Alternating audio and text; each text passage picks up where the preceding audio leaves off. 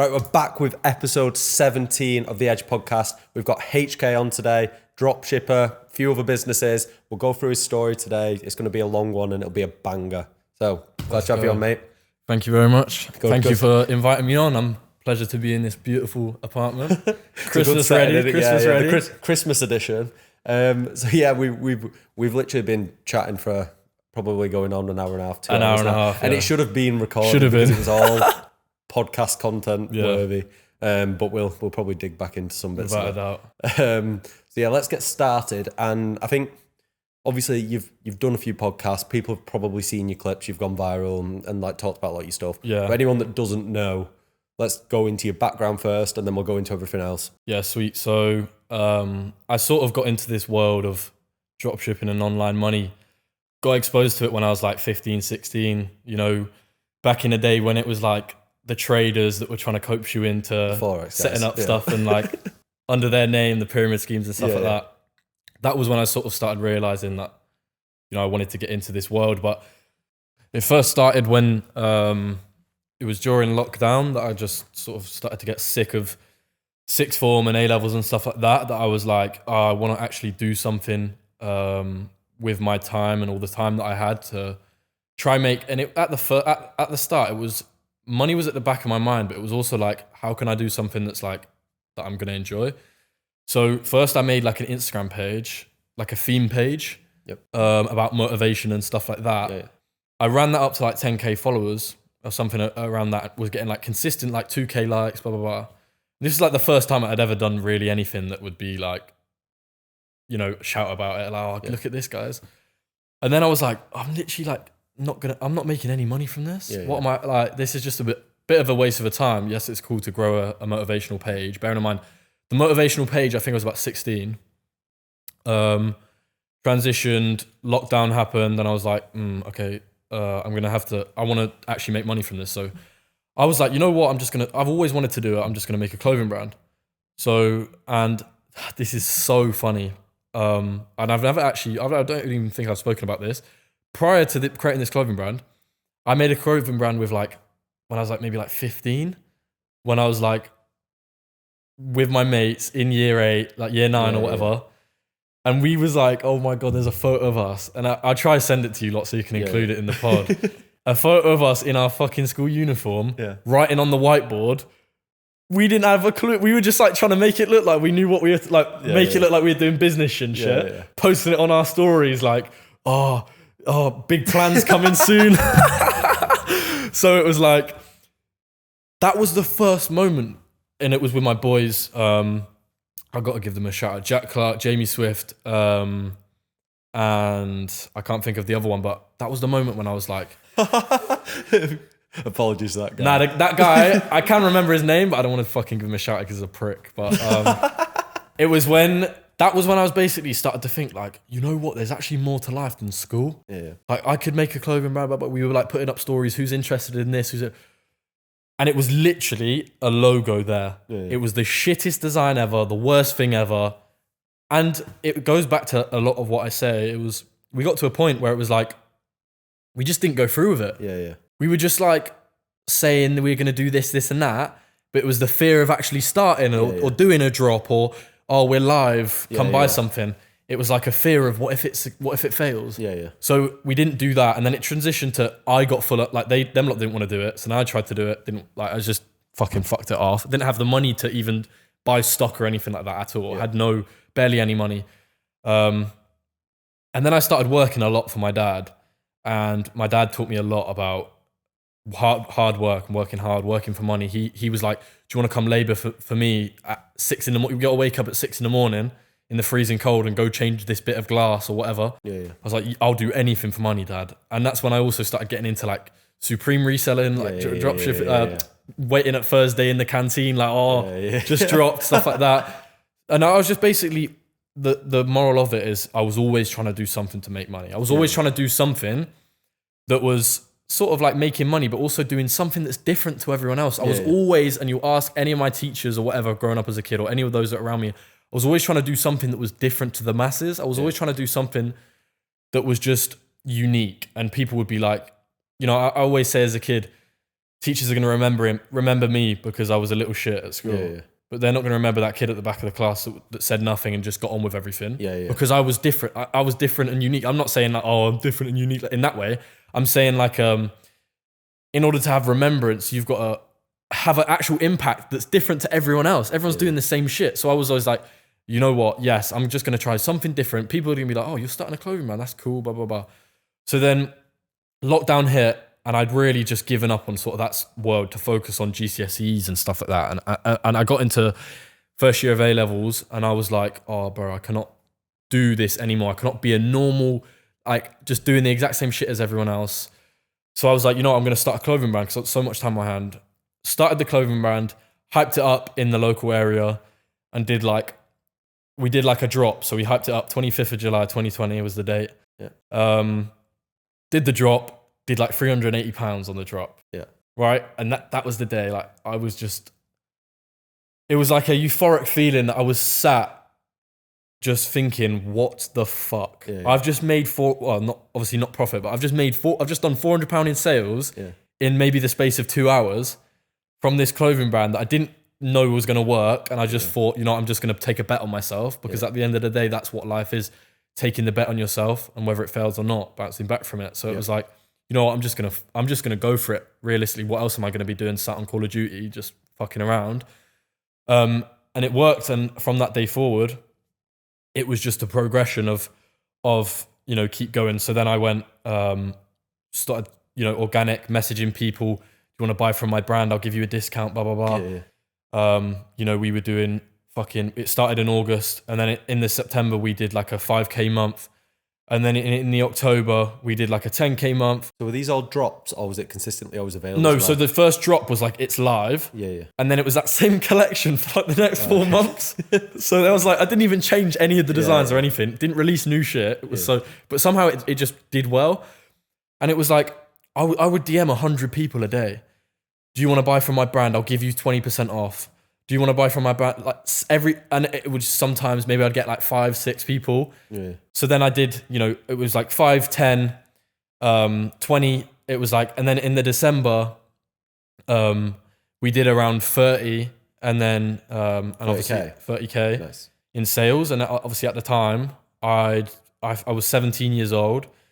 And then I've said this on a pod before, but then my ex cheated on me, blah, blah, blah. It was like the fuel on my fire to just lock myself in my room. Yeah. Didn't have any distractions, isolated myself, but in sort of like a good way that paid off. It was the best thing I ever did. And it's the same thing when I got jumped as well. Locked myself it just worked. Isolated myself from distractions and the noise, and then did 60K in 1 month from a clothing brand. And that was from running Facebook ads. That wasn't me DMing people. That was from running Facebook ads, which I'd learned from a lot of the people. There was an app back in the day called Clubhouse. Yes, yeah. Where people would go in and network, blah, blah, blah. I would meet my current business partner, a lot of people that knew Facebook ads. And I was just like, oh, like, how do I do this? Blah, blah, blah. And they were just teaching me. So that was then what happened. And then I faced a massive, huge L where I got banned off of Facebook. Obviously said all of this shit before, but I got banned off Facebook, took it on the chin, didn't give up. I was sat in a physics lesson, had a notification that basically said, your business is fucked. It's all gone, blah, blah, blah. Because Facebook was the main traffic source of how we were selling our clothes. Yeah. We were running ads. Got banned from Facebook because 1, lockdown at the time, Royal Mail was shipping so bad, like 2 weeks, like parcels going missing or whatever. 2, there was like a revealing ad that maybe showed too much skin of a girl that was posing in a hoodie with nothing underneath. Yeah. They banned me completely, and that was the whole business gone. It's like as if Andrew Tate just got his whole name and anything to do with him wiped off TikTok or wiped off anything. So there was like not a possible chance of being able to see it at all. It was like that, and I was just sat there in a physics lesson, thinking, from 1 minute I'm on top of the world, the next minute, oh my fucking God, my whole business is like, my whole clothing brand's gone. Yeah. Everything I built is gone. And this is one of the things that I think as well on this, it shows that as well, like, 'cause still in our industries today, we like with both our businesses, we still use social media for a large part of securing revenue, but it shows how vulnerable we still are. Without doubt. It happened to us. Our Instagram page got took down. We don't know why at one point, and we couldn't get it back for ages. And like the sort of traffic, everything took a massive hit, and it's scary because we know we are at the feet of these big social media companies that can fuck us whenever they want. And that's exactly what I said about it's how you take those L's and come back from them. Yep. Perseverance and resilience. Bro, that L right there might sound a lot to some people. I know people that have lost in crypto $500,000 at 19 years old. I know people that have had FTX taken all their money. Yes, M's. Yeah. And they still I was sat like, oh my God, it's crazy. He sat with me like, life goes on. Yeah. He just lost all of his money. One of my close friends that I think he's so intelligent. He just lost so much money, and his reaction was, life fucking goes on. Yeah. I've done it once before. I can do it again. Yeah. And one of my other friends, one of my really close friends that I'm actually moving into a new place in a few weeks. He took a huge L and was really down about it. And I said to him, I literally sat and said to him, you have done this before. You've come from nothing. He's come from having parents that came from another country, that couldn't, he's lived on a shit estate and stuff like that. He's come from literally nothing, right? And I said, bro, you've done this before. You can do it again. Yep. And now, this month, he's had one of the best months he's ever done. Yeah. And 4 months ago, he was thinking, what am I going to do? Yeah. But it's about just perseverance. Life goes on. You can bounce back from them L's. So I bounced back from that L and thought, right, what am I going to do now? So I sort of got into dropshipping, met my business partner at this meetup we did in London. One of my boys was moving into a fat crib. Yeah. And that was the sort of the realization of how money can really change your life. Yeah. So we met there. And then coming back from London, we were so fueled up and motivated. My boy, 18-year-old kid, Franco, big shout out to Franco, moved into a fucking 38th floor in Canary Wharf. Yeah. The fact, it was mad. And that was the realization of how Wi-Fi money can really change your life. Yeah. And then we were coming back from the train, we need to do something together, blah, blah, blah. So then we found a product. We were like, let's do this thing called TikTok Organic. No one had done it at the time.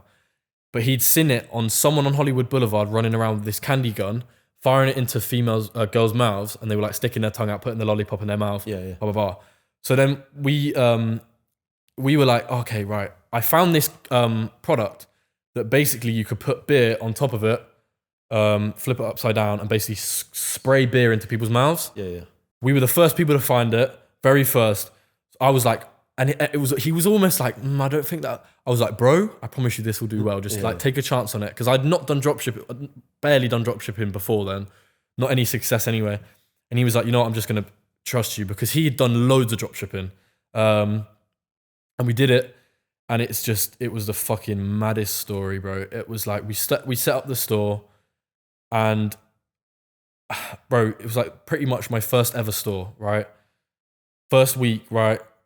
He messages me, yo, we've got 3 million views on the video overnight, right? Yeah. It hit America. Yeah.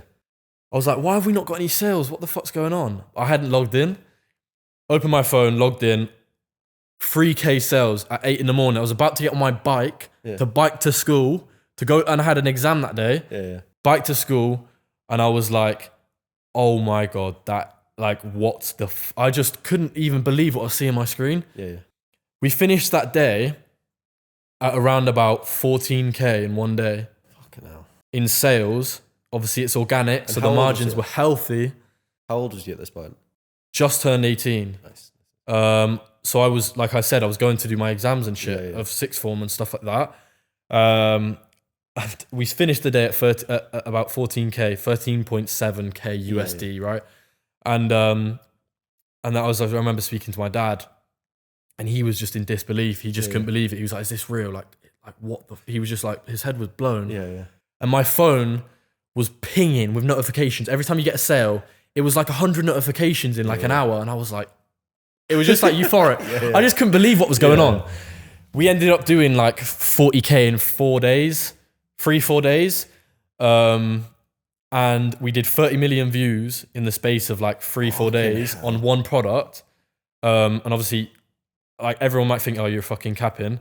You can go check. It's called @SendGun on TikTok.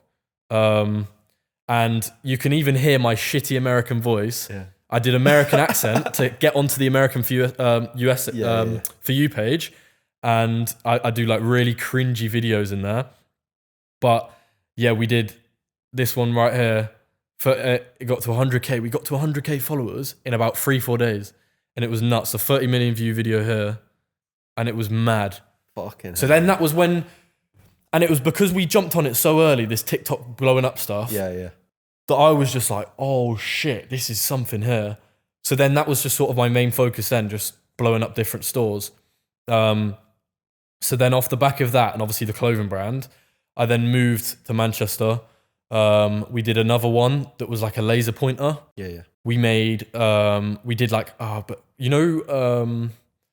just like a green laser point you put at the sky. We made bro, it's the funniest video. We took it down now because obviously laser pointers and airplanes and stuff like that. Yeah. We were just getting a lot of shit. People being like, what the like, this is fucked. Yeah. There was this one video we were shining at like a drone, and we were like, oh my God, the military are after us and shit like that. It did numbers, like it did like 7 million views, right?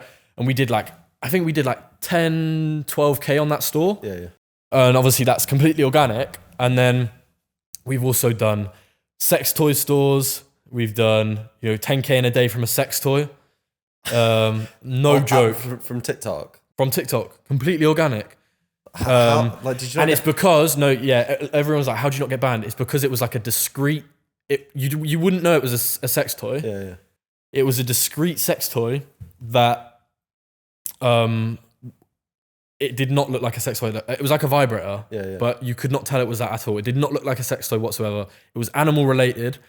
And yeah, it sounds mad, but basically then, right, this is the power of TikTok organic, right? Yeah. At the time, I was sort of helping other people.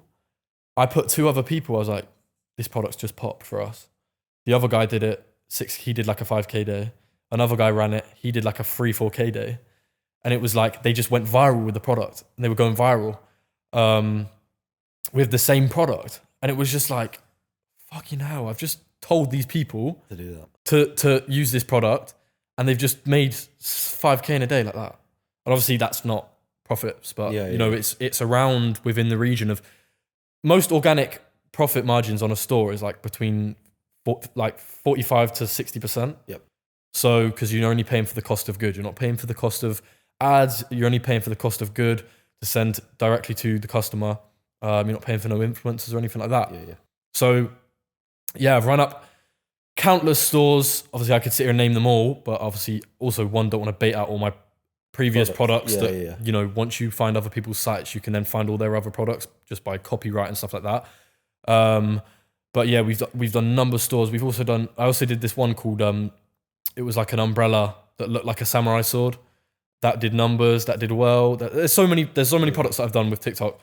And so on these, are the stores still going today? No. So why? What's it's sort of like, so with these products, it's like you're just hopping on trends. You're hopping on stuff that will go viral. It's sort of like a pump and dump. Yeah. So it's like with that product that we did 40K with the Sun gun, it was like after a month that died down. Yeah. Do you know what I mean? A lot of the people that sell products on with ads and stuff, it's called an evergreen product, something that you can run continuously. But the products that we were doing, and that's why it's so good, right? This is why it's so good. With the 40K in 3 days, we probably spent a total of £25, £30. What's on what? On £10 on the domain, £20 on the product. Yeah. That was it. And maybe, we spent £10 on the beers that we bought to fucking do it. That's it. And that is it. And that's why it's such a good business model for anyone that 16, 15, 16, like I've seen 14-year-olds make racks in my Discord. I've seen people do 10K and they're not spending, people don't have, and I've done ads before, so I can sit here and say that when I first started on my clothing brand, I was spending like £100, £200 a day of money that I luckily built up from organic that at first was just going down the drain. No conversions. I got to the point where I spent probably, I don't know, 600, 700 pounds on nothing. Nothing back. Whereas this is like £30 pop. If it doesn't work, refund the product to send it back to Amazon. £10 on the domain, right? Where you can message GoDaddy and say, oh, I accidentally bought the domain. £0. Like you can actually do this shit for £0. So it's just crazy. We sort of discovered that. We also ran this product there's so many products. We also ran this product that was color changing swimming shorts. I still wear them now. When you get in the cold, when you basically, it goes from like purple to blue or something. It's a really cool product. It's basically just hopping on viral products that is eye catching, that will catch people's eyes when they're scrolling. And they're like, oh, I need to get that. Do you know what I mean? It's like scrolling on Facebook and a mum sees, oh, this kitchen gadget that helps them cut faster. It's stuff like that. So then I also transitioned into obviously starting the Discord. So at what point in your journey did you think, right, I'm qualified enough now to start teaching people? How long did that take? It was like a year after doing TikTok organic straight, nothing else, just TikTok organic, that I jumped on a pod called 44 Podcast. And it wasn't even me like straight away, I'm going to try teach everyone. It was, I jumped on a 44 Podcast. The podcast did numbers because people like the way that, I don't know, maybe like the way that I come across or the way that I speak, because I'm quite good at speaking, that I just had a shitloads of DMs. How do I do this? I'll pay you to teach me, blah, blah, blah, blah. So I was like, I'd be an idiot to not do anything with this. And I could build a community out of this and stuff like that. So one of my first people that I mentored, that's how I made the Discord.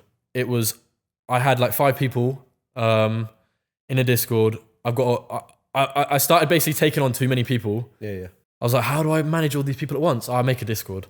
Called it the Organic Palace. And then one of the first people that bought mentorship was this guy called Luca, who's now one of my really, really close friends. He's done like 10K weeks. He's now killing it. He's from America, right? At the time, he was working a shit job, messaging me every day on Snapchat, bro, I hate this job. Like, I hate it. Doing like yard work or something. Sending me videos of him in a pickup truck and stuff like this. And now he's doing numbers. And he's like LV shoes, all this shit. Before he was saying, I hate my job so much. I need to get the fuck out of this. And he went from that to that. So now it's like, I was like, wow, to have an impact of this like caliber on someone else's life. It had like a weird feeling. It made me feel like a kid again when I was trying to look up to people, when I was trying to learn from people. I was like, wow, like I'm actually providing value here. It's not I'm not some Forex guru that's like, follow my signals. I'm actually trying to provide as much value as possible. The same reason that I'll buy from a clothing brand, and if it's good quality, I'll go tell my mates, this is so good quality. They should charge more for this. It's the same principle that I wanted to do. And I went from actually doing e-com stuff. I know so many people that are just trying to fucking run a Discord without actually having any experience. So it's like, I was like, oh, I actually want to over provide on value so that people will come back and spread word of mouth. Exactly. And that's the reason why we now have like 800 lifetime members. That's insane. 800 lifetime members, and it's like, it's £400 to join. So it's like, and it's not because we didn't just have that, but people weren't like just taking a chance on us. It first started gradually. We grew up a good a relationship. I treat my Discord and I treat the people in it like my brothers. You know what I mean? I'll hop on a call with them, even if it's not educational. What you guys doing tonight? Or what you working on? Oh, that's cool. I'm just going to buy some presents for my blah, blah, blah. You know what I mean? It's just like normal chat. I'm not treating them like so they've got that. It's sort of like a more personal relationship. Exactly. I treat them like they're all my friends pretty much, and it's not like I'm not constantly trying to be all serious and stuff. I also have a joke with them. And that's why I think it's done so well. Because I've provided so much value, but I'm also not some robot that's just sat there. Join, you never hear from me again. Join, you'll never hear from me again. Like, how many people do you reckon buy Iman Gadzi's course and actually get direct contact to him and speak to him personally? 0. None. Actually 0. And don't get me wrong, I rate Iman Gadzi highly. I think he's fucking insane what he's done. We said this before. He's had like a Tate like Exactly. growth. He's He took over social media. And the things he said, like he's a goat, but you know, like what I was saying, the way that I sort of built up that relationship, and it's the same. I took basically the approach of building a clothing brand to the approach of building a community. It was focus on the customers, provide value, blah, blah, blah, and it will soon be word of mouth. It will soon be all organic. Like that's literally all focused on organic. The whole Discord is organic. All of the people that, all them 800 lifetime members, all the people that pay monthly, it's all organic. So it's just simply because, and people might think, oh yeah, okay, so I'm just going to make some lifestyle videos on TikTok and that's going to blow up my clips, or I'm going to do 1 million views on a clip of fucking random Lambos, and it's not that. It's getting people in, over providing on value, that when people join, all the people that have already bought are going, it is fucking worth it. So that's the main focus of it's building a fucking community. And it's one of the biggest e-com communities in the whole of the UK. As we're talking right now, I'm pretty sure, I just have to double check, we just hit 24,000 people in the Discord. Obviously they're not all paid, but in general, it's e-com communities as a whole. We just hit like 24,000 people. And like I said, there's 800 lifetime members and stuff like that. But that's all transition from me wanting to teach people, wanting to give back to people. Not only, like I said, it's not the people that, it's not the amount of money you take to the grave. It's the people that turn up at your funeral, the impact that you've had on other people, the butterfly effect of, I provided to this guy, he's now bought these presents for his mum. Do you know what I mean? It's the type of shit like that makes me feel a certain way than my own money, because it's never been about money. It's always been about providing for my family. So if I'm allowed to provide for someone else to then provide for their family, that's crazy. Like that makes me feel like, for example, when I saw, I don't know, right, Luca, my first ever person that I mentored, I was on holiday with my family. Was in Portugal. And he was messaging me like, bro, I just did a 1K day. Oh my fucking God. Thank you so much, bro.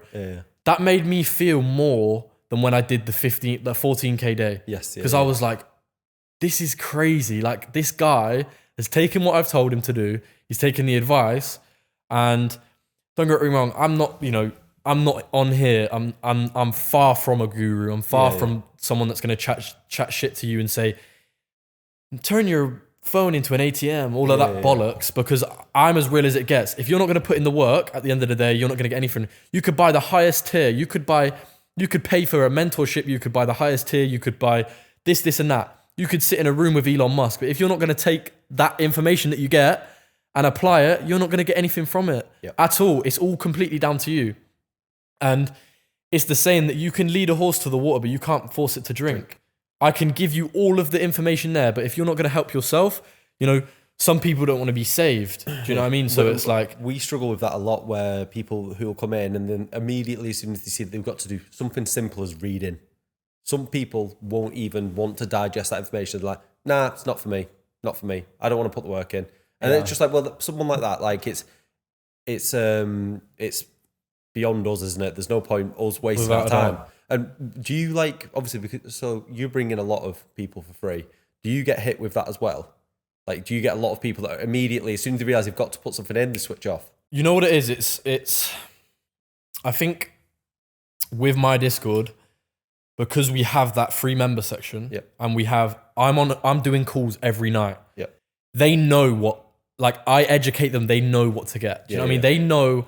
Yes, I do have a lot of people that try to get their hands held, that tried to get their hands held, and please help me one-to-one. But it's not a one-to. It's a community at the end of the day. It's a Discord educational community, and yes, I feel like a lot of people are scared to go out and do it themselves. People can message me like, "Oh, I need some guidance." They don't actually need guidance. They just need to be told to do it. It's like they don't actually need. It's literally all in format on the Discord. Do you know what I mean? We do live calls, everything. It's just a case of I feel like people are feared. A lot of people are like, I'm like, bro, utilize the Discord, the community that we've grown. Go in the chat and ask the other people that have already been in this Discord for ages and done it. I had one recently. He was like, but they all know everything. Like, I'm scared to look like an idiot. And that's, people are feared to look stupid, and people are feared to look, people are feared to fail.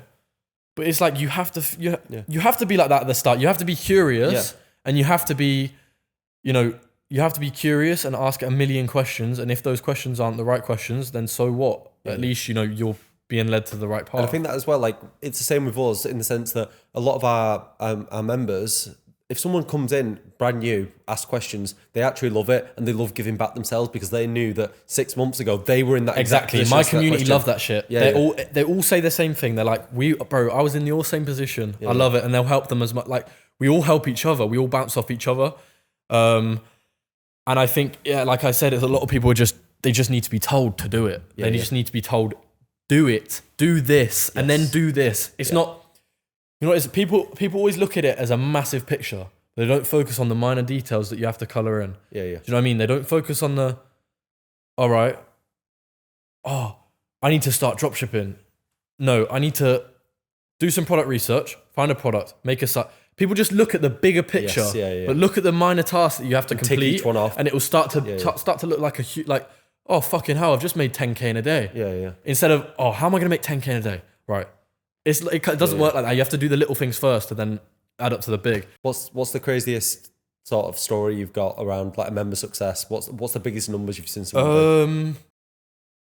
The most recent ones, literally within the last few days. I can read them from my results section. So you've got someone just did a 10K day, said finally joined the 10K day club. Someone said one of my stores, which I did whilst doing GCSEs, 20K month. Some guy did 100K month. He said, I started 2 months ago, all organic. He did 100K month USD. That's 100K in 2 months. I'm literally just scrolling and read them off as they come. There's someone that did, like I said, 10K day, 10K month. There's, you know, even the little ones where I just did my first £200 day and stuff like that. It's like 7K in my very first month, 3K day. Like it's fucking mad. And I don't even know. It's like, I can't even fake this shit. And I remember being back in the day, and I don't know whether other results are real in other places. When I see them results, it's like, how the fuck, it's fucking crazy that the value that I provided has led to them doing that. Do you know what would be wild as well? Have you done, I don't know if you've done this before, but if you got like, let's say all of your lifetime members or everyone to like anonymously submit the stores and what they've done, and then you could see what Econ Palace has done as numbers. How much wealth has that created? That would be, I bet you that would be mind blowing. It would be mad. It'd probably, like, I couldn't even believe it if I read it. But, you know, also, bro, as well, I've done, you know, going back to, obviously we were on a little bit of a tangent there, but I've also done, you know, my biggest day was probably the 25K day. Yep. What I did a merch drop with Sneeko. Yes. If you know Sneeko. Yeah. Me and him worked together, did a back end merch drop. How the hell did that come about? Long story. Did a consultation call for his editor that wanted to learn about dropshipping. Me and him got on really well. We ran some stores together. He was like, oh yeah, I edit for Sneeko, by the way. I was like, okay. Well, one of my close friends, bro, there's this underground goat. I'm not going to name his name because he probably won't want me to name his name. He did like, one of my close friends, and when I didn't have a place to stay, when I, not like, I didn't have a place to stay. It was like, my mum moved to Spain. I didn't have anywhere to stay for a period before I was moving into my new place. Yeah. He let me stay on his sofa for the whole, like, pretty much like 3-4 days. Yeah. He did like $1 million in a week. Fucking hell. From a drop, from a close. So he's taught me Source from the FaceTime calls we had. And I was like, okay, let's do it. Worked with Sneeko, and we literally did like 25K in 24 hours. That's absolutely fucking insane. And it was like a sort of like it wasn't like I get 10%. It was like a pretty, you know, within reason even. We did like 10K in like an hour. Obviously, you've done like so much. You've helped so many people. You've impacted them positively. You've absolutely smashed it for yourself. And I sort of like want to touch on like, where did you find that motivation to, and like sort of that inner drive to get to that point, and why? I think from a young age, I used to play football quite a bit.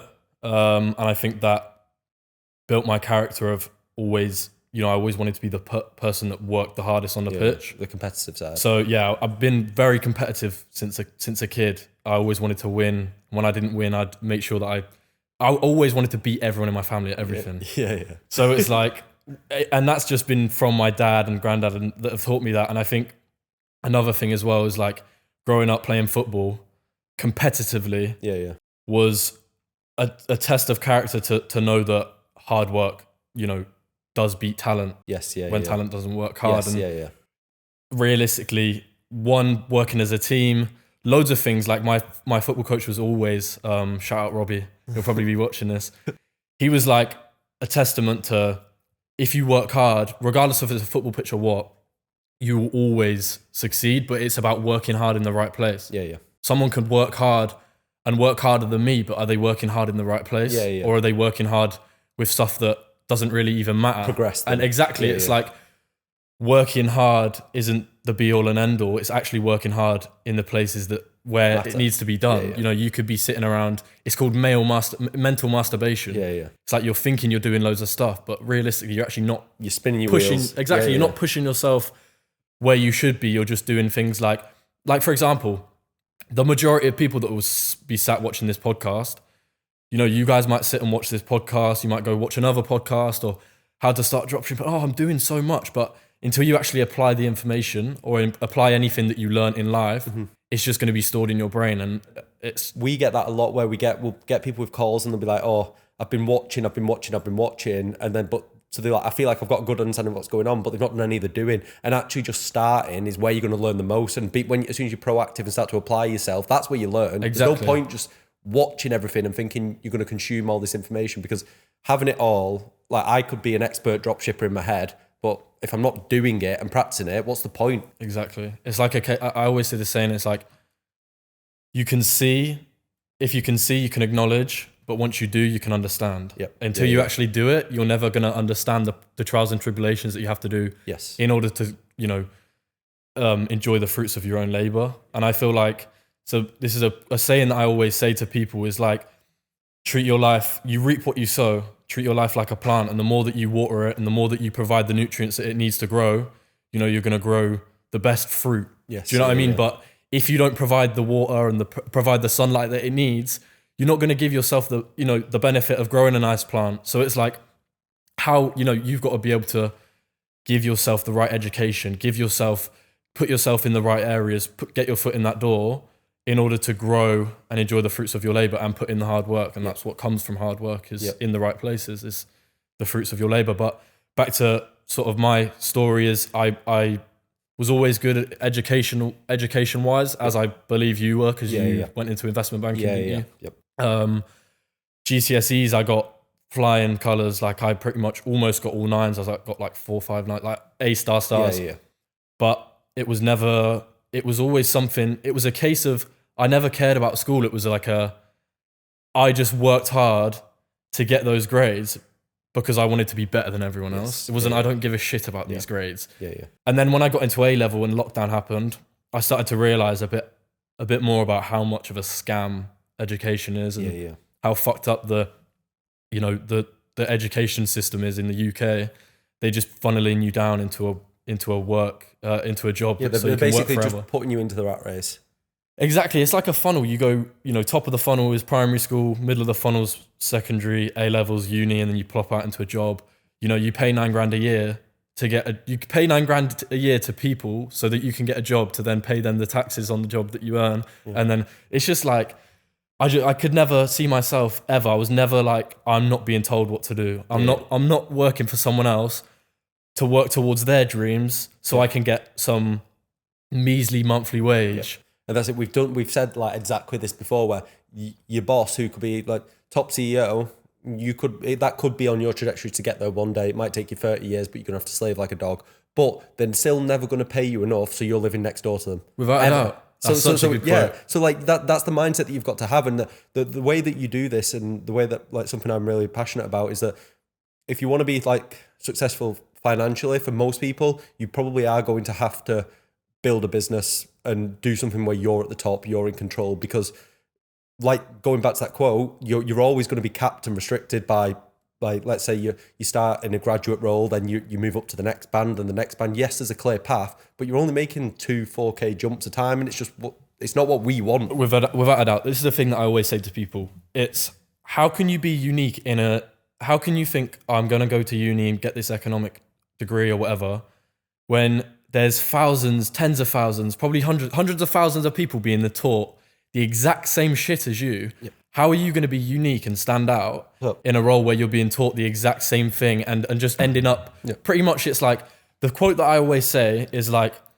when the sheep are running in that direction, run the other way. When the fish are swimming in that direction, swim the other way. Yep. It's like, don't appeal to the masses and do what the masses are doing, because you're never going to be unique that way. And that's what uni is like. Yeah. And what got me my job in investment banking was the fact that I did reselling. Because that was on my CV, when I sat down for that interview with a partner, his mind was like blown at that point. And like, he was like, this is like really interesting. It was something, even though there was probably people from more prestigious universities, they probably had a better degree. Because I had something that was interesting, and like, he was like, I've never even heard of this, tell me more. Went through that with him. And then I didn't realize that then at that point, my future was under my nose. And the thing that I was, because he said to me, why didn't you do this full time? Yeah. And then when I left, I said to him, do you remember when you told me in the interview a year ago, like, you questioned why I haven't done it full time? I was like, so now I'm going to take that. And he went, I wish I didn't fucking say that. Because he was like, I planted the seed, didn't I? And I did, because it was like a light bulb moment. He was like, some guy who is probably making like 300-400K a year, doing really well for himself. But if he's noticed it and pointed it out, like, it's like, that should have been my signal that there's something else I can do. Without a doubt. And it's like, bro, it's like the stigma around school, and, you know, you're in school and it's like, people are trying to figure out how to get in the best unis. Oh, I need to learn how to play the violin because that'll look a bit better on my CV. Or I need to go learn how to perform. Like, I know, let's go do some drama. Yeah. Like, it's like people like actually lose. It's like school teaches you how to not even enjoy the things you do, but do the things that you have to get done. Yeah. It's like, and that's it. When I was at university, so this is like a perfect example of that. I was like, they were like pushing like for us to learn another language. They were like, it's going to look really good, right? So I started to learn Italian. Shit like that. So like I started to learn Italian. I paid for like an external course outside of uni to do it. I was going to classes. I interned at a hedge fund. The guy at the hedge fund, the partner there, he sat me down, looked at my CV and he went, why the fuck are you learning Italian? Like, he said, the financial world and any like sort of country that is important will speak English. There will be someone there that speaks English. Stop wasting your time. Without a doubt. Like, I think a lot of people that come out of uni get a shock to the system when they actually get thrown behind a computer, and it's like, I didn't get, like, this is not what they taught. Yeah, yeah. Because experience is better than, like we said, it's like mental masturbation. You're at school, you're in sixth form, you're in your, like, watching it, reading it, blah, blah, blah, until you actually implement stuff. And it's the same with dropshipping, same with anything that you do. You can have as much knowledge, or think you have as much knowledge as you might want, but until you actually start throwing yourself in the deep end, you're not going to learn how to swim until you actually just throw yourself into the deep end. It's a quote I always say: throw yourself into the deep end and you're soon going to learn how to swim. And when you're scared to jump, that's when you should jump. Yes, so I watched that quote, and that quote was one of the things that made me leave my job. When I heard that, it was like whatever it is, I've seen it on like a clip on Instagram or whatever, and it's like when you're scared to jump, that's exactly when you've got to do it. And exactly. That's what I did, and then it worked. And I think that's the difference between successful people and people that don't find success. Is successful people make they don't make excuses. Like everyone that I know that's successful, they'll never come out with an excuse. But it feels like those are the people that, you know, a lot of people that are trying to learn, or a lot of people that don't see success, have the most excuses in the world. Yep.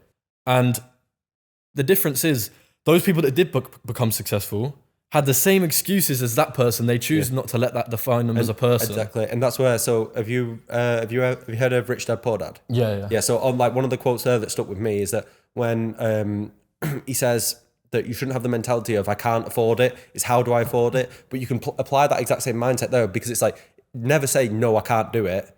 Say yes, and then learn how to do it. And take the opportunity. I think you've got to be open to, it's one, being open-minded. So many people are closed-minded. You know, they'll say, is dropshipping still worth getting into? What if I fail? Or what if it doesn't go well? Like, realistically, if you're 17 years old, 18 years old, you could fail for 2 years and still end up in such a great position. Yeah. And it's like, time doesn't wait for anyone. Yep. Money comes and goes, but time will never come back. So for you to sit around and wait for, I don't know, someone come slap you in the face, or someone to slap it on a table of, you know what I mean? That's not going to happen. Yeah. You have to go out and put yourself into those uncomfortable positions, because when you put yourself into uncomfortable positions, that is when you grow. It's, pressure. You can't make diamonds without pressure. Yes. So you have to make yourself uncomfortable in order to grow. If it wasn't uncomfortable in order to succeed, then everyone would be doing it, because everyone loves comfortability and everyone loves to just sit around and scroll through TikTok or eat that shit food, or, sit and play on PlayStation or whatever. Don't get me wrong. Yes, I'm not sitting here and saying, this are all the comments I get on TikTok. You must be fun because you don't want to go out every weekend and drink at the pub. That's not what I'm saying. I'm saying the fact that you don't have any other aspiration to life of going to the pub and sitting and speaking to some old 70-year-old that's a fucking nonce and asking him about his life. It's like, no one cares. Like, you're just sitting around talking to people that don't matter. Conversations with people that don't care about your life, conversations with people that aren't going to improve your life. At the time, yes, you might think, oh, you know what, going to the pub, it's a getaway. But the sooner you start focusing on yourself and growing as a person, that's the best time. So many people, I know people that friends are like, try use clubs as an ability to, everyone faces their own, problems in life and stuff like that. It's whether you turn to face them head on. It's whether you hide away from them and, you know what, I'm just going to go to the club. Drink my life, drink my sorrows away, not think about the problems that I have. It's masking it. And it's, going to the club every weekend. Okay, yes, that's cool. But, realistically, if you're doing it because, you can't work, or you can't blah, blah, blah, because you don't have the motivation to do it, you're just, you're not like achieving anything there by going to the club and wasting your time. You're just like, sort of, like you said, masking it. You're creating yourself. It's like the path is here, and that's the roundabout. You just keep going around the roundabout. Put yourself in a bubble, so where you're comfortable, that you can just be like, oh, I'm going to do this tonight. And then notice as well, 90% of people are going to be hungover, then the next day's written off. Exactly. There's a time and a place to celebrate and to go to clubs and stuff like that. Maybe once you've reached some goals. Without a doubt. But doing it as an excuse and using it as a way to hide yourself from your issues, you're just going to get in a downward spiral and you're never going to get out of it. Without a doubt. And this is not coming from someone that doesn't know what you guys are probably sat there listening to this. This guy doesn't know what I've been through, or he's never faced signs of depression or whatever. When I was 16 and I was doing my GCSEs and stuff like that, I was so depressed. I hated life. I didn't want to get out of bed. And you know what it was that got me out of that? The reason why I was like that is because I was just sitting in bed doing the same things every weekend, hanging around with people that don't actually care, people that are not providing value to me, that I was just repeating the same thing in a spiral. And when I realized, I was like, you know what? If I actually just try something different with my life, I'm just going to try this, or I'm going to try do this, or try express myself in a certain way, maybe pick myself up and go to the gym, even though it might be hard it might be hard when you're in that moment. Once you push through and actually just keep pushing, you'll get out the other end. Yeah. And I feel like, and this is going to be like a TikTokable clip, but people always say, like Tate said, that depression isn't real. Yeah. I think depression is a real thing. Don't get me wrong, but I feel like when you're in that state, you attach that to yourself as a label of like, I'm depressed, that's why I can't do this. I'm depressed, I'm not going to do that. Fuck that. Like, you make that define you as you let that define you as a person. And once that starts defining you as a person, you start to think, oh no, I can't do that. I can't do this. I can't do that. There's no way I can do that because I feel this certain way. But I think there's obviously all these, like the tablets and blah, blah, blah, whatever you can take, all this stuff. And this is coming from someone that's experienced the same thing. Once you don't let it define you as a person and you think, you know what, I'm not going to let it define me. I'm going to start trying things, going out for a walk, even little things that you don't want to do, but you have to because it's going to get you out of that shitty little, rut that you're in. That's what you have to do. And I think it's like going back to comfortability, or going back to people don't want to face hardship, and people don't want to face the hard challenges. People always come in my Discord like, oh, how do I make money easy? How do I get this easy? Is it easy? Is it hard though? When I start, what if I fail once? Is that it? Like, it's like nothing in life that's worth having comes easy. Yeah. So why does it have to be easy? You should go out there and fucking work for it. It's the same as, like, for example, getting back in the day on YouTube when there used to be the how to get a six pack in 30 seconds. Yep. Just go out and get a go out and put the work in to get that six pack. So many people want the easy route because it seems appealing, but actually it's like realistically the experience that you get from facing the hardest route and the hardships and the mental blockage and the hurdles that you face that builds you as a person and builds you builds your character. Adds substance to your character, doesn't it? Exactly. Yeah. And that's what you need. And then like that's what's going to see you through. And it's going to, once you start doing that, you're going to find a lot of people that are sort of have been through the same and have got to the same sort of trajectory that you're on. And like, this is one of the things that I wanted to cover today about, for me, the most beautiful thing about being in Manchester has been meeting people like yourself. There's so many young entrepreneurs that I've met and now have a network with that have all been through the exact same. So everyone understands it. And then we all want to win together. Like that's what it's about. But if you just isolate yourself and never really put yourself onto a path where you are going to be uncomfortable, then 20 years down the line, you're going to be in the exact same position. You're going to be in the system and you're going to have no progress. I think the quote that I always live by is, let the rest do whatever whilst you do whatever it takes. Yeah. Everyone else just wants to do the bare minimum and everyone else wants to do, the easiest way of making money or the easiest way of getting this or whatever. But, those that have seen success is just doing whatever it takes and making no excuses. If I came to you tomorrow and in my circle, I came to the majority of my circle tomorrow and gave them, let's say like a challenge or something that I was facing, blah, blah, blah, or just some sort of situation where most people would make excuses, they'd think, like you said about the Rich Dad Poor Dad, how do we get around that? Yeah. Not, oh my God, shut down. We got to, back to square one. No, we can't do that. It's like, so many people try and make excuses like, oh, am I old? Oh, I'm still at school. Oh, I'm not old enough. Oh, I'm still at uni. I'm going to wait till uni ends and then I'm going to start. Or I'm going to wait till my summer holidays, blah, blah, blah. Yeah. There's no better time to start than right now as you're watching this. It's like so many people want to just have the perfect moment, but the perfect moment is right now. And the sooner you get on that hamster wheel of making money, instead of sitting around and watching videos about it and actually implement it, the sooner you get on that hamster wheel, yes, that hamster wheel might look like it's going fast. Stop the hamster wheel. You're not going anywhere. Yeah. Once it starts back, once you're on it, the momentum is the most powerful thing ever. Yeah. And it's the momentum of keep going every single day. That's why everyone was always like, what's your goals next year? What's your goals for 2024?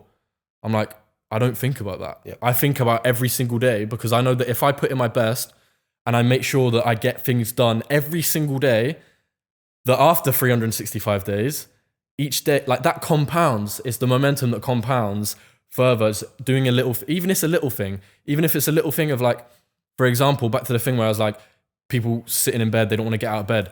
Just going for a walk. Next minute, you're going for a run. Next minute, you're fucking running a marathon. Do you know what I mean? It's compound. You might think it's little things at the start, but it's the little things that add up to big things. It's like, do you think that Picasso or Mona Lisa just went, there's the painting? Yeah. They focus on the minor little details until the whole thing was perfect. Yeah. And it's the little things that they, little shadows here, the little minor details, the little things always add up to make a masterpiece. Yep. And you've got to focus on those little things first. And this is the thing as well with sort of like, even in business and what we do, it's if people start and they're making small profits at first, you keep reinvesting and you apply that same like thing of the momentum and that compound effect, that if you keep reinvesting day in, day out, you're going to get to a certain point when you realize like, shit, I've got 100,000 here. Like, how did that just happen? Yeah, without a doubt. And that's what like starting small, and even if you're making an extra £200 a month and you might think that's not good enough, but it's still something. Without and then from there, you can take it to wherever you want. It's, so many people are like, what if I fail? But realistically, if you fail for 30 days straight, at the end of that 30 days, you might think, oh, I've got nowhere. But it's how you take those failures and learn from them, take that loss and turn it into a lesson. You could fail for 30 days straight, but actually most people wouldn't think so, but you're in a better position than you were when you started. Yep. Because you've learned from those experiences, you've learned from the L's that you've taken, and you've thought, okay, not, oh, I've taken them L's, you know what, I'm going to call it quits, it's not going to work. it's not gonna. Why is it not gonna work? Yeah. We're trials and tribulations. We're examples exactly. of how it can work. You know, other people that, you know, it can work. It's not because, it's just not gonna. It's against me. It's, you know, you're going to be in a better position. You have to learn from them failures and keep going. The consistency is also another thing. Momentum and consistency are so important, and the consistency of just keep going, even when you might think that you're gonna, even when you failed for 30 days, 2 months. You know, my business partner failed for like 4 or 5 months before he actually made any money. Yeah. And most people would, after that first month, go, this is a fucking load of shit. Yeah. But it's how bad do you really want it? Yeah. Without a doubt. And that's where the consistency it's if like the people that are successful, it's from doing the small things that other people would brush off, but day in, day out. Yeah. And it's just routine habit of just religiously doing the same things, and it works. That's all you've got to do. You just don't stop, because then it goes back to that, like, because if you don't stop, you literally can't fail. Exactly. So you just carry on, and it will work. It will. You've got to do it. I know we've gone off on a bit of a tangent there. I'd rather get rich or die trying. That's it. And that's what, so when I did the midnight podcast with Matt, he said, I would rather make 200-300k a year doing what I do, what I love, with no boss, than get paid £1 million a year to be a corporate slave. Without a doubt. And that is when he said that to me, I'd never really deeped it like that. Yeah. But when you meet people like that with a similar mindset towards it's because the freedom that we can have, what we do. Exactly. I'm right. Sometimes you take it for granted. You don't realize that, you know, and it's the same with Discord. People are like, I'll do it when I get back from school. And they're getting back from school like halfway, the whole day's gone. Yeah. And I'm like, fucking hell, I'm so lucky. Yeah. And so grateful to be in a position that I'm able to, you know, live sort of life on my own terms. Yeah. Obviously within, you know, it's like, the quote is like, I chose not to work a 9 to 5 so that I could work 12 till 12. Yeah. But that 12 to 12 doesn't feel like work, because I just enjoy it and love it. Yes, yeah. And you got to learn to love your craft. Yeah. You know what I mean? I'd rather learn to love my craft than do something that just doesn't that puts puts money in someone else's pocket. And that's exactly the position that I was in. I got to the end of sixth form and I was like, you know what? I don't even want to be a fucking doctor. Yeah. I don't want to be a lawyer just because they pay a lot. Yeah. Like at that time, I was like thinking, they make 150 grand a year. And now I'm like what? They're giving away their whole life, 4 or 5 years in uni. It's the exact same for me. But you realised earlier than me, I actually jumped into the job. Yeah. And I only went to that job because I was money motivated. Yeah. And I was like, that's going to pay me big. And that's the thing. Money. And that's the same position that I was in. You're money motivated, but realistically, we don't realise that we're time motivated. Yes, yeah. And it's actually the money that buys that time. Yep. And that's it, because what we can say all day long that the CEO of a FTSE 100 company might earn millions a year, but does he have the time to actually spend any of those millions? With his parents, with his kids. Yeah, and you know what? And the thing is as well, as one of my friends was telling me about his neighbour who's a partner at a big 4 firm, and he earns something like 700k a year, but his wife and kids hate him. He's got no relationship with them. He works 7 days a week, and it's for not for himself. And it's like, what sort of I'd 700k a year, I'd take 200k and be able to do everything whenever I wanted. Fuck that, man. Yeah. I feel like with that, sometimes people get lost in the sauce. Yeah. What are you actually doing this for? With me, I was growing up and it was always for the loved ones around me. You know, it was for my mum, for my dad, to see the smiles on their faces when I bring them gifts and stuff that. Like, for example, this Christmas, I've spent bags on my family, but it's because, and don't get me wrong, I don't think, and people are gonna be like, money isn't everything, blah, blah, blah, blah, blah. But it's gifts that are like very sentimental. Like, I don't know when this pod's gonna come out, but my dad is a massive, huge Man United fan, and he's an even bigger Eric Cantona fan. Yeah. So I bought him a massive signed frame from Eric Cantona himself, signed massive, with one of the best pictures of Eric Cantona. And it's like, it was like, I don't know, it was like 500 quid or something like that. But that's going to mean so much to him. And I've never been in a position to be able to do that. Yeah. So when I'm going to see his face and see him opening it and go, oh my God, like what, like just complete disbelief. Yeah.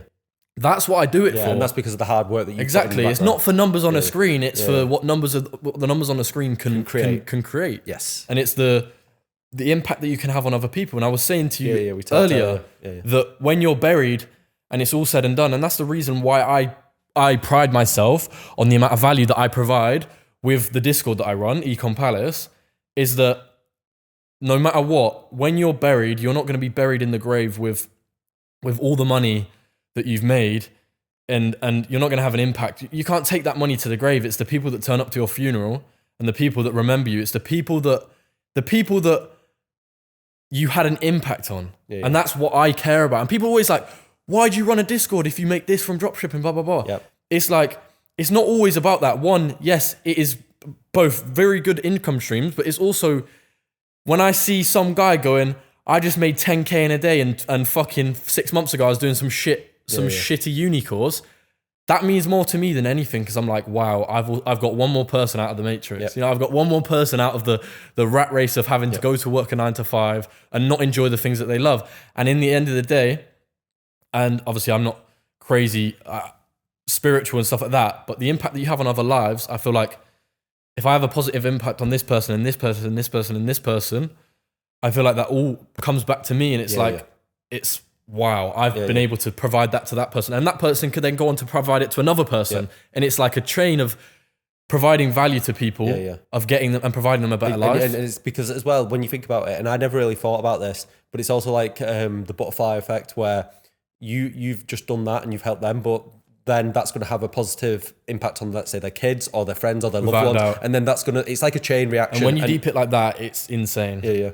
You know, I've seen fucking 14-year-old kids make 20K, 30K in the group and stuff like that. And it's like, bro, when I was that age, I was playing Fortnite. Yeah. But it's like, that type of money at 14, making that yourself, that could set you up to be a millionaire. Exactly. Like if you keep, not even just the money, but the skills that they've learned from that. Yeah. So it's just crazy. And it's also the credentials of what they've done. Like they could, let's say if they wanted to do a startup with someone and they've got a background profile of themselves, well, I built this business and scaled it to this much at this age. It's just having that sort of like on your online CV is people respect you immediately. Exactly. And it's always been about, for me, it's always been about legacy. And it's like, it's the impact that you've had on other people and how they talk about you when you're gone, and how they said, oh, that guy, like he fucking did this, blah, blah, blah. And not even like on a grand scale of like a celebrity thing. Oh, he was such a great, like, you know what I mean?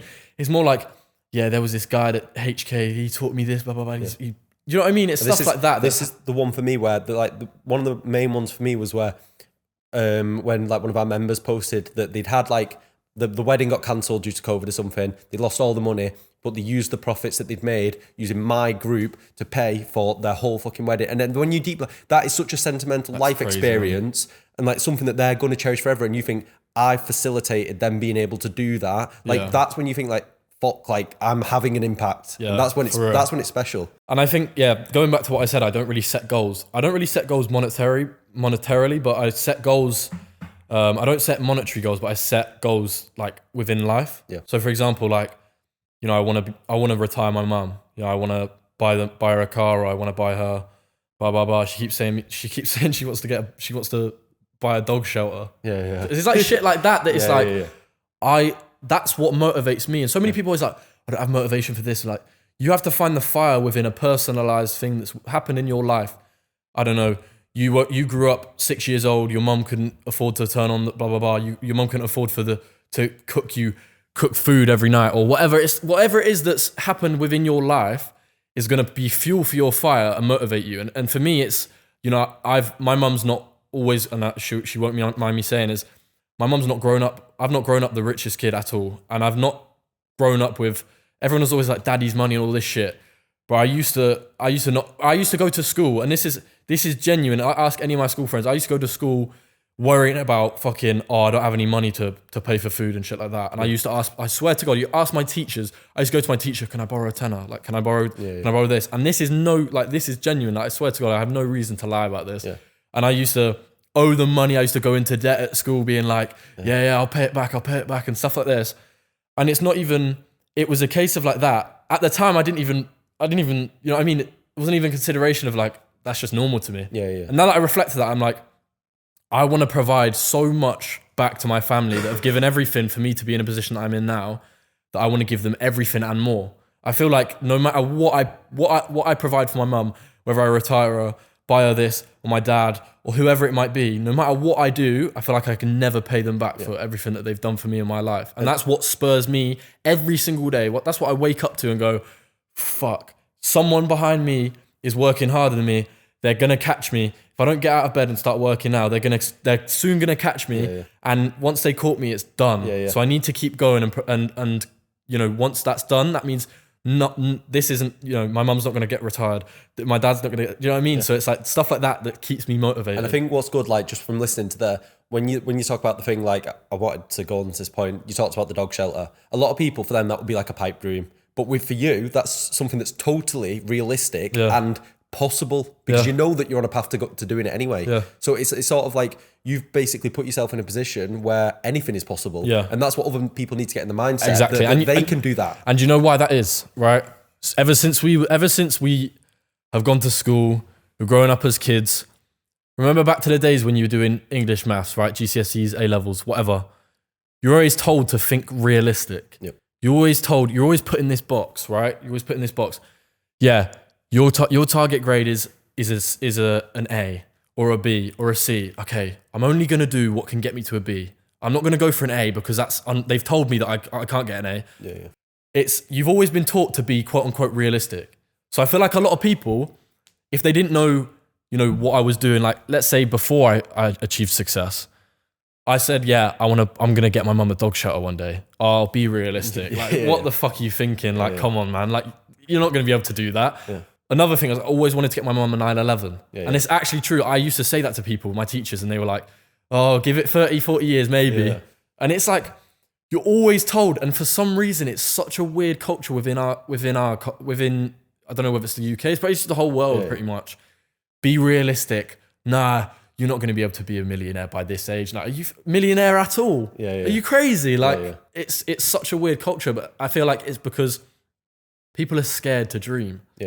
People are scared to think that is actually possible because, you know, it's like the quote, have dreams so big that you scare people that are, you know, closed-minded.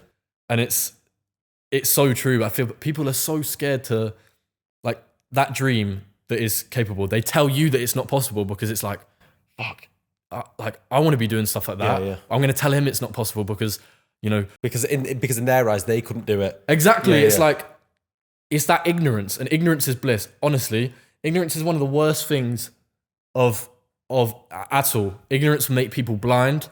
Ignorance will stop people from achieving the things that they want to achieve. Ignorance, like, oh, there's no way. Like, for example, all of my TikToks, when I said, oh, I did this organic, I did this without paying ads, I did 40K in 3 days, I did 10K day selling a sex toy, whatever it was, it's always, oh, shut up, you're lying, that's not true, oh, come on now, blah, blah, blah. Within an essence, I understand, because a lot of people just chat a load of bollocks. A lot of people chat shit, a lot of people lie about stuff, and a lot of people just say this. This is all a knock-on effect of the Forex scammers, though. So everyone's scared to believe it. Our whole industry of Wi-Fi money has been tarnished by Forex scammers. And it's a case of being tarnished by that, but and fucking idiots that try to scam people and stuff like that. That's the reason why Discord's so good, because you can't scam people. You can go in there and ask the people that paid for it, is it worth it? You can see it. And that's why, like, we both have success channels where people can post exactly. And you can literally ask that real human. Yes. Do you know, it's not a course. Do you know what I mean? You don't know who else has bought that course. You can see that person that's actually bought it. But it's one, that tarnish of Forex scammers and shit. But it's also that, you know what, I'm too scared to believe in myself. And if I can't do it, then no one else can. And if I don't think I can do it, no one else will be able to achieve it. So I'm going to tell them that, nah, that's bollocks. And the reason why it is, and there's a scientifical proven case study, a theory, that if you put 7 buckets into if you put 7 crabs into a bucket, and one of those crabs try to escape, every single crab in that bucket will make its utmost goal to ensure that crab does not escape that bucket, right? And it's because they will try to drag that crab back down, right? And it's scientifically proven. And that is exactly what our generation is like. That's exactly what our community and England and as a whole was. And just in general, just the ethos of trying to achieve, it's you want to drag people down rather than pull people up.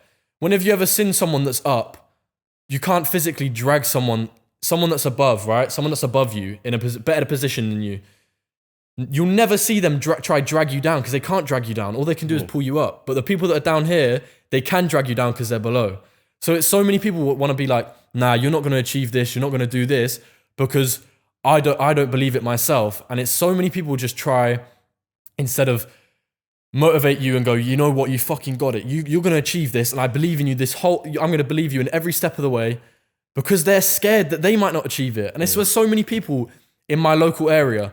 And it's so many people will say that. It's because they've come from the same background as me, the same area, the same age, blah, blah, blah. That if I achieve that, that means that they can also achieve that. And that means that they're not doing the right thing. Yes. And that's why they themselves tell other people, nah, you're not going to achieve it because I'm not going to be able to achieve that. I don't believe that I can achieve that. Yep.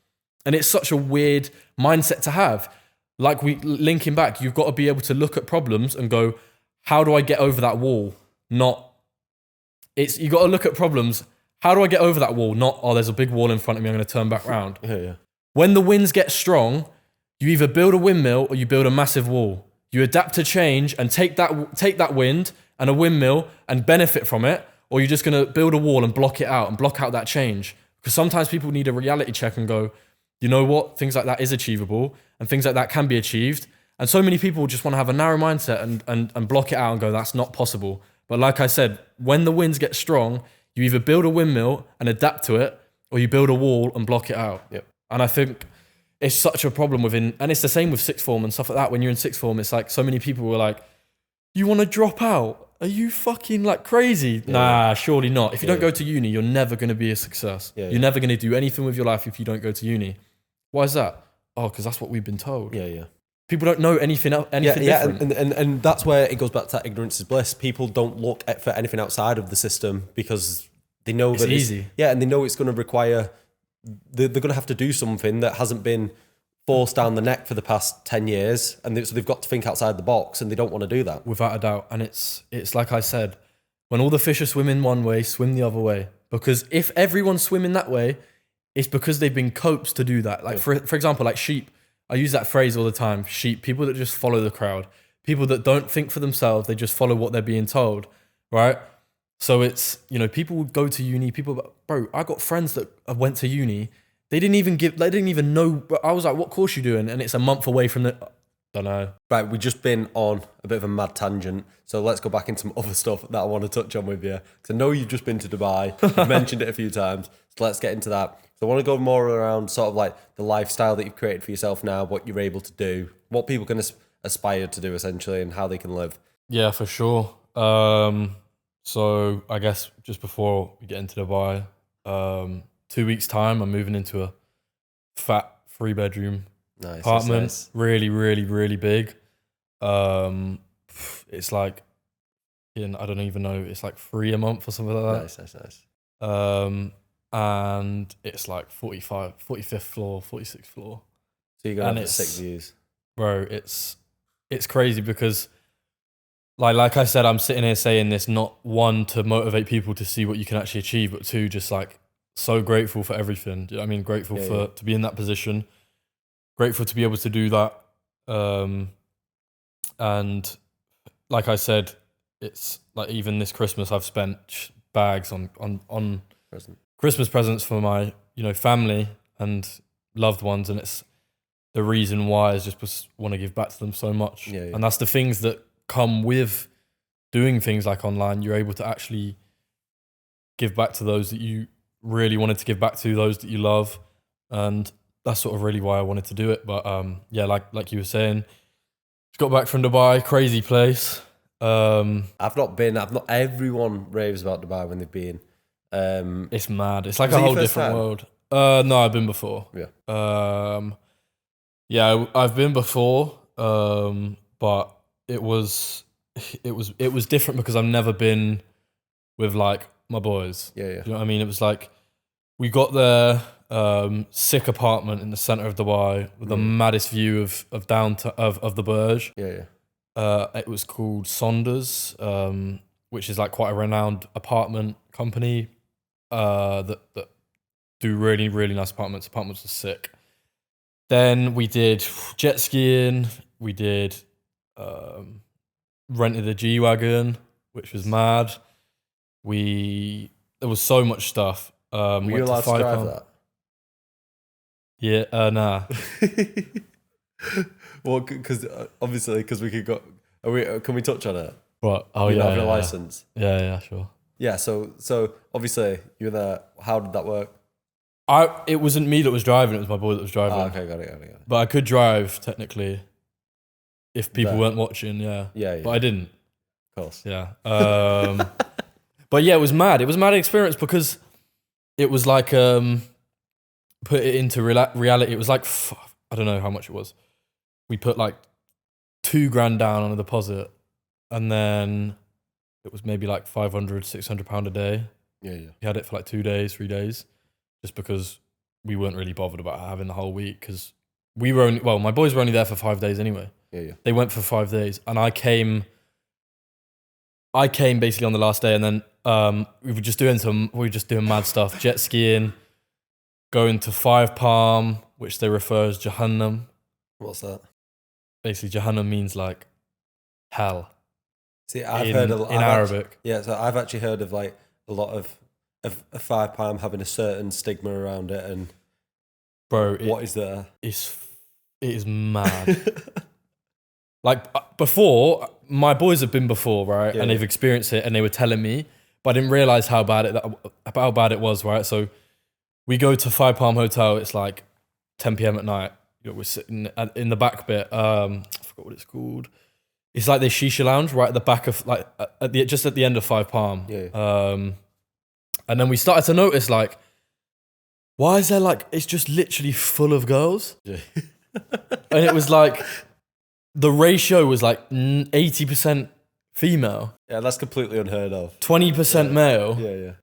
But then so this is what made it even more unheard of. Like every single girl was like a 10 out of 10. Yeah. Right?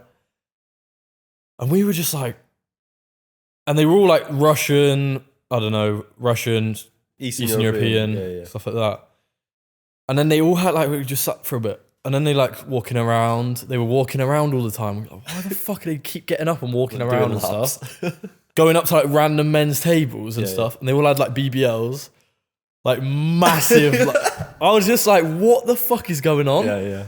And then obviously I started to soon realize, I was like, oh my God. It's full of just prostitutes. Yeah. That's it. I call them brasses. Like we call them brasses. Yeah.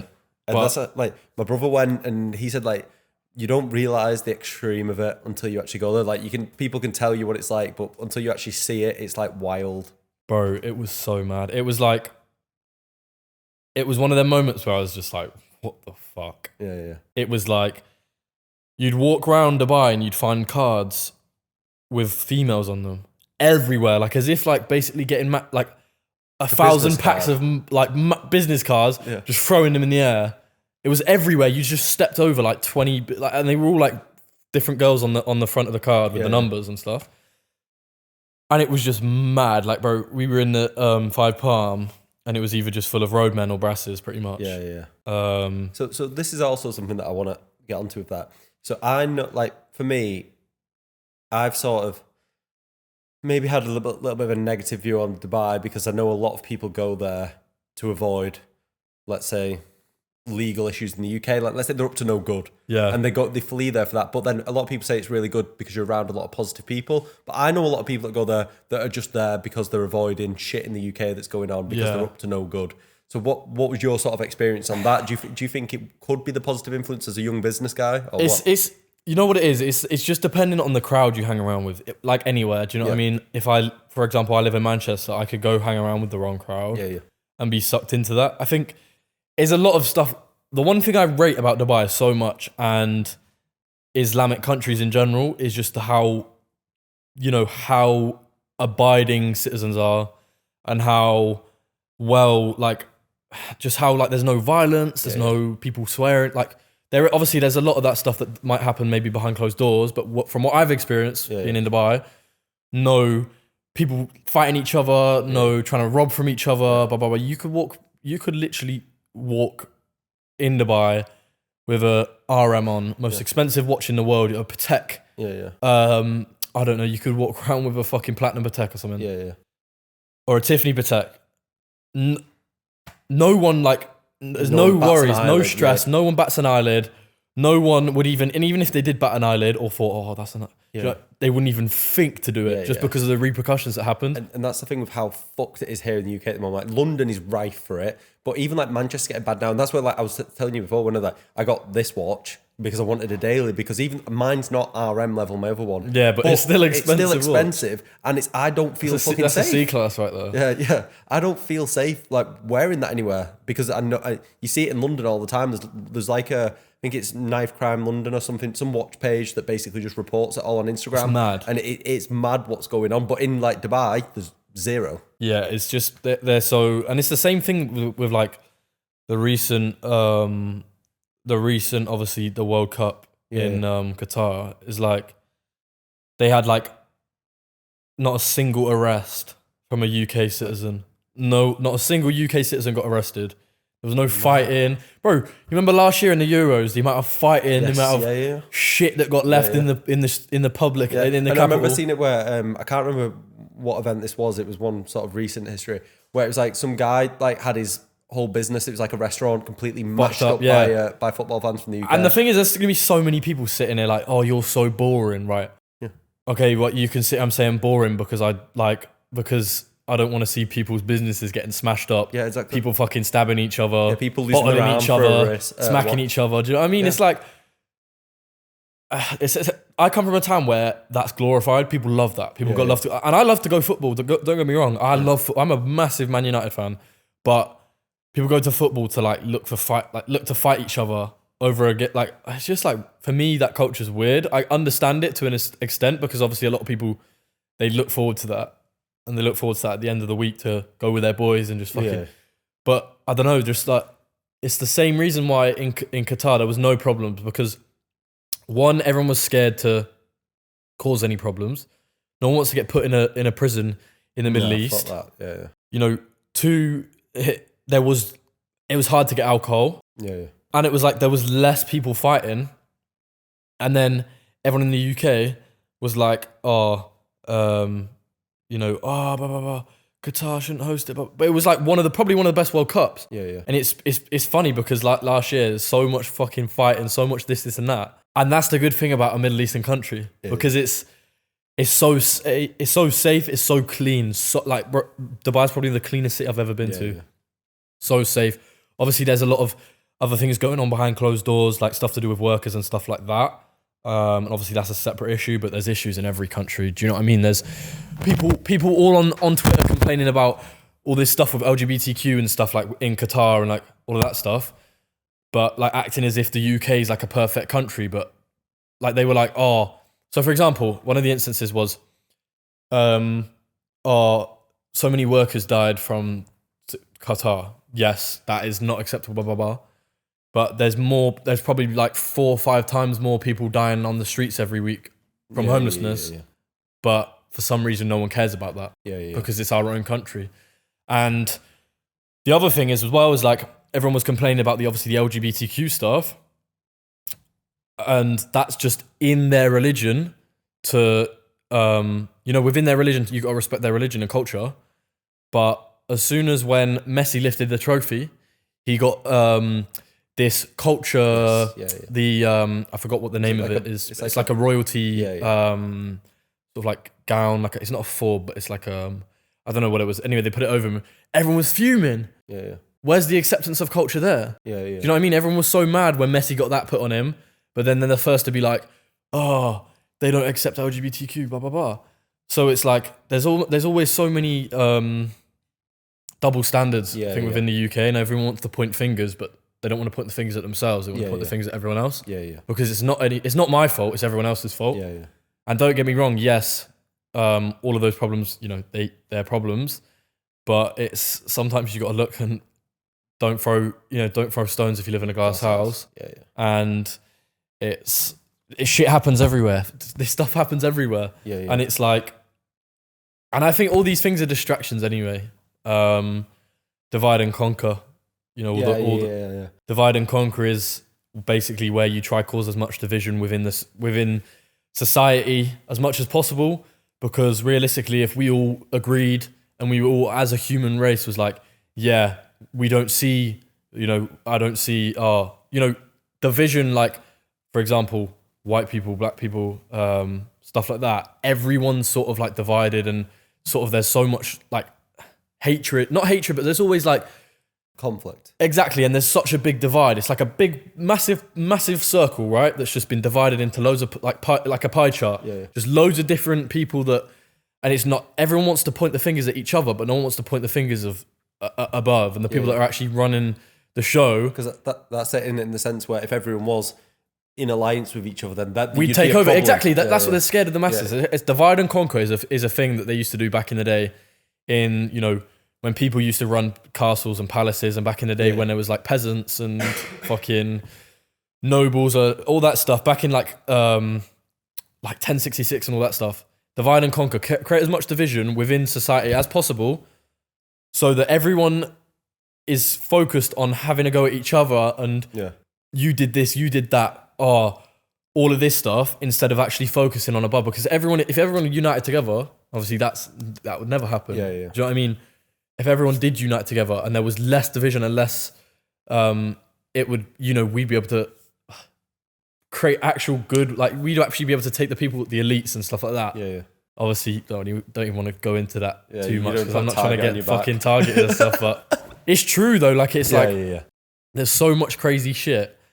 If you delve deep into it, obviously I can't be bothered. Like, I don't really want to go into it, because it's just like, I don't want to say certain things that are just like a bit mad. Get the podcast taken down. Too controversial, But econ polish. It's like I said, it is crazy. Like I said, the divide and conquer thing, create as much division within people, so that they all focus on each other and all these different things that, fuck you, you said this, you did that, blah blah blah blah, instead of focusing on the coming together. And exactly, the puppet master. The puppet master just controls everything we do. And it's the same with education. It's the same with everything. The way that they want you to get you into a job, do what they want, be a good citizen, and fucking work that job for 30 years, die, and no one cares about you, just get replaced straight away. It's like an autonomous machine, and everyone's just a cog in the machine that's just turning. Do you know what I mean? And then that's where you see anyone who starts to break out. You get the likes of like Tate, Sneeko, that just get shut down. Which is also crazy, because and I feel like that's mad, and it's probably something good to touch on, because it sort of shows that anyone who's like Tate would call himself a martyr, and that he's been shut down to prove to people, like he's sacrificed himself to show that there is actually someone that's stopping, that there is a higher being that is actually controlling everything and stopping you from being able to break out. Without a doubt. And I think it's a case of, bro, like, I absolutely love Tate, to be honest. I think he's such a good effect, such a good positive effect on men in general. In regards to, like, masculinity is like, you're not allowed to be masculine anymore. You're not allowed to want to go to the gym. You're not allowed to want to make a lot of money and stuff like that. You have to, and it's the same way, because, and the way that I look at it is like the same way as like divide and conquer is like the times where people have been overthrown is when, people are focused, I guess, masculinity and stuff like that. It's just crazy, because Tate's inspired a generation not only to be proud of you as a person, as a man, but also to be proud of, like, to inspire people that there's actually a way of making money. And there's actually a way of doing this and that, and actually breaking away from the system and breaking away from things like that, and actually making money on your own terms. There's more to life than just eating what you've been put in front of you. It's like there's more to life. You don't need the desk job. There's something else that you can do, and that's what I think. The rat race. And I think this is what's good. Like, even in the sense of our businesses being online businesses, there's probably been a positive effect, an indirect positive effect on our businesses from Tate by the fact that he's just showing light to the you know, to make money online, because people are more exposed to it and open to it, and it sort of has shone a huge light on our industry, and will hopefully have more people open and receptive to trying income methods like ours. Because his whole ethos, and like I was listening to Tristan's cigar night, which is great for anyone watching. that where he's literally talking, saying like they've built now outside of university is the biggest educational platform in the world, and it's insane what they've done. Crazy. And just like people make money from day one, and it's like what we do. You can do exactly the same, and I think it's just it's sort of paramount, and it shines a light on the fact that we don't have to take the path I originally did with the graduate scheme and do your university. You can take action right now, and then 3 years down the line be somewhere you never thought you would be. Yeah, without a doubt. It's crazy. I think also as well, it's crazy as well to see that he literally proved the point of when he got cancelled. Yeah. And that's because he kept saying, I will be cancelled. And at first, I didn't know if I really bought into it. I thought that maybe he'd taken himself off to prove a point. That's what Iman Gadzhi did. Yeah, I know that about him deleting his own YouTube videos and stuff like that. So didn't he come back with a video recently like titled "I'm sorry"? Who? Iman. Did he? So he's come back with a video titled "I'm sorry," but then like a few minutes into it, he's trying to sell a course again. So it's basically just a clickbait. Yeah, that's mad. I think that shit was mad. How that guy sort of sussed out that he deleted his own video. How did it come about? How did they find out? It was like he went to the channel, and when a video gets deleted by YouTube, it will say 404 error not found. Yeah. When a video is deleted by the actual person that uploaded it, it says this video was deleted by the owner. Okay, got it. So they saw that on the videos where he supposedly got deleted. The videos got deleted. That obviously Iman claimed that, I'm teaching you guys loads of SMMA. The elites don't want you to find out about how to make money from an agency. Like, yeah. Cameras are about to die. I know we could go all night, bro. We could, we fully could. We could go into midnight. We can definitely do part 2, bro. Without a doubt, we'll revisit it. I think people would want that. So yeah, thanks for watching, guys. Drop your comments down below, and if you want part 2, make sure to let us know. Yeah, make sure to follow me on Instagram as well, HK Vibin. We'll put links. Yeah, links are going to be in the bottom, but for sure we've definitely got to hop on another one and do it again, without a doubt. Been a banger. Thanks for coming on, bro. Yeah. Right, catch you soon, guys.